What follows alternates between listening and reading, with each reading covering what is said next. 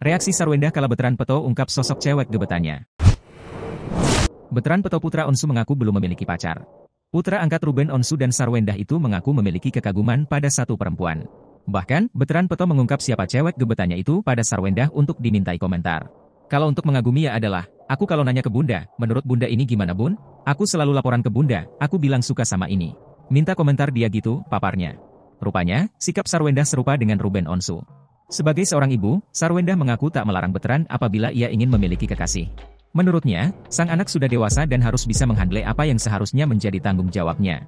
Aku nggak pernah melarang, maksudnya kan udah mulai gede makanya kayak dia udah harus punya tanggung jawab sendiri. Kayak apapun kan aku selalu nanya balik ke Onyo, menurut Onyo, pilih yang mana, jadi jangan kayak selalu nanya bunda, kata Sarwendah.